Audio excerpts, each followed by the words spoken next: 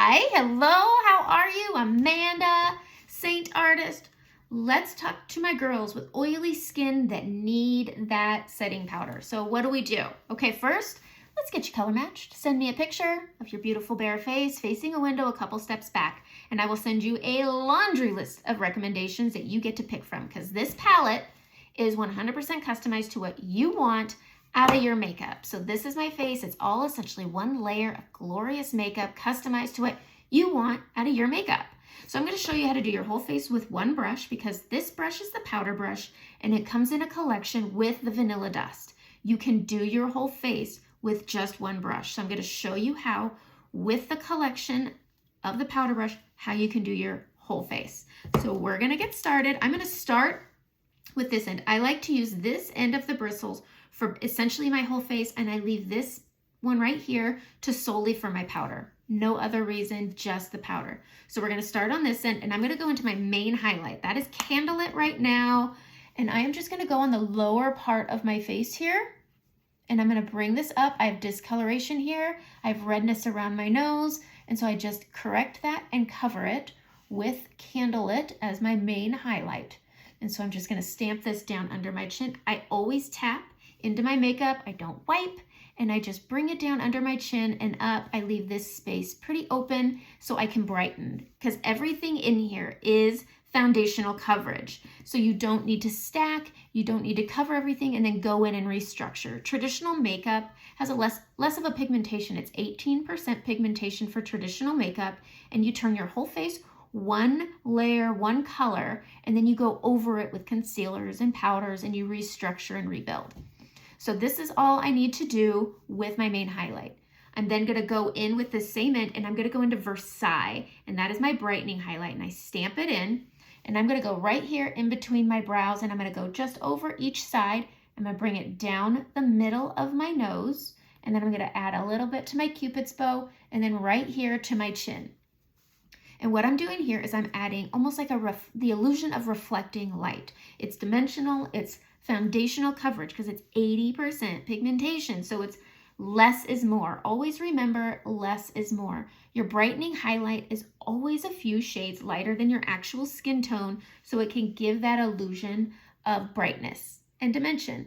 All right, so I don't put my main highlight over here on my forehead, because once I add my contour, it's going to merge with my brightening and it's going to balance out, and I don't need it.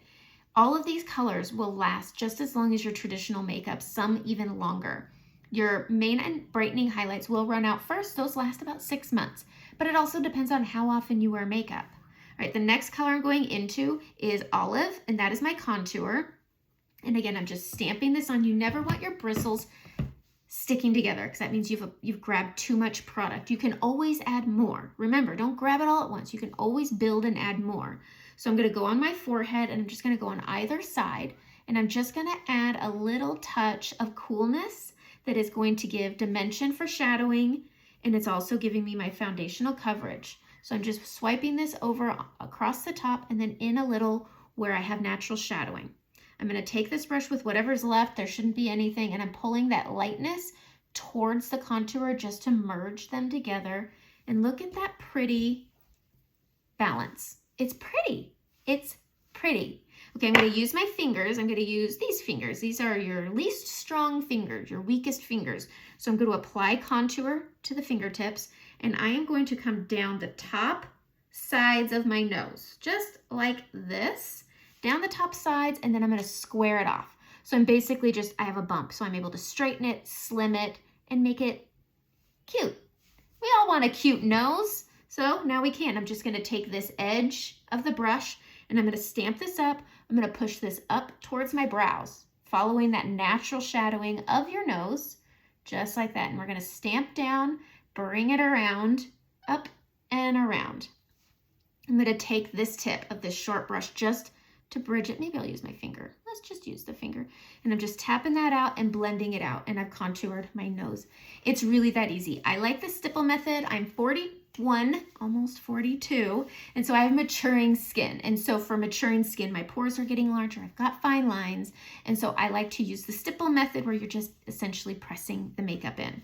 All right, staying on this end, I'm going to go back in to my contour olive right here. And I put it more on the side edge right here. And we're going to come to our cheekbone. So you have natural shadowing, you have your cheekbone. I'm going to live right there on the edge, starting at the top of my earlobe. And I'm going to bring it down, not past the outer corner of my eye. And I like mine to be a bit heavy and under blended. So when I add my blush, when I add bronzer, it's going to blend it down. I'm not going to be using bronzer today. I'm just using blush, but I'm bringing this up to the temple like that. Next, I'm going to go in with that contour again, and I'm going to go in front of that earlobe, and I'm just going to bring this down just to add some structure and to hide some chins. So just right here and bringing it down. And you can see how the levels just structure your face really pretty. Pretty, pretty, pretty. All right, taking this same angle, we're going to go into Frenchie. This color right here. I love it. It's such a good transition color from summer to fall. I've put some on. Now, because I am maturing, I'm losing the volume in my cheeks. So when I'm not smiling, it's all pretty flush until I smile. So I always start with a smile, and I always start at the tops of my cheekbones, and then I bring it down to my apples. And I hang down towards the bottom of my apples and just kind of blend it up, just like that. And look at how pretty that is. And as I'm adding my blush, it's blending down that contour. All right, same thing over here, just keeping it up towards the top and then bringing it down to the apples and up, just like that. Like that. So pretty. All right, we're gonna go in, we're gonna do our under eyes. So this part is gonna be a little more tricky when you're using a brush like this. I use my fingers because your under eyes are a soft tissue and can easily be textured. So less is more, especially if you have puffiness or fine lines. So I'm just gonna put my brightening Versailles on my fingers, and I'm gonna go under the trough, here and up, just like that. And then I'm gonna come over here and I'm gonna press up. So this is gonna give lift, but it's also going to brighten. I'm just gonna empty my finger out on the orbital bone. I'm gonna take this end that I've been working with, and I'm gonna work and clean up my eyeshadow, and then I'm gonna just tap these back and forth. I like that this kind of wings out because it makes it really easy to blend that inner corner. I like to move my brightening up. A lot of people like to add a shimmer right there. I like popping my brightener in there. It does the same thing without maturing the area, especially with maturing eyelids, because you get a lot of fine lines in that area. So just using your cream will do it. You can press with your finger also if that's what you prefer. But I tap it back and forth. I never apply creams to my soft tissue. I always apply it to the front, the back, and below on the orbital, and I move it up because, again, less is more. If you have discoloration, you can very lightly correct that, but sometimes these highly pigmented creams do such a good job of covering it on their own. So again, everything's customized. Message me and I can help you figure out what would work best for you. But look at how brightening has just lifted my eyes, given me a youthful finish. I like doing it after my blush because sometimes I get a little out of hand and my blush goes too high. All right, so oily skin. You need a powder, so you get the powder collection with this brush. So we're gonna take this in and I'm gonna go into my vanilla dust. I have oily skin. Creams do work with oily skin. And so I'm gonna push some of this on. I'm gonna wipe it and you're gonna get some on, tap off some excess, and where you're oily, you apply. So I get oily right here on my forehead. If you like a matte finish, this is also what you would do. You can decide how matte you want this. It's well pressed, it's super fine, and very easy to manage, and it doesn't add texture. So I'm just bringing it down around the nose with whatever's left. So think about your pores. As I mature, get larger pores. So I always start with my powder, tapping off excess.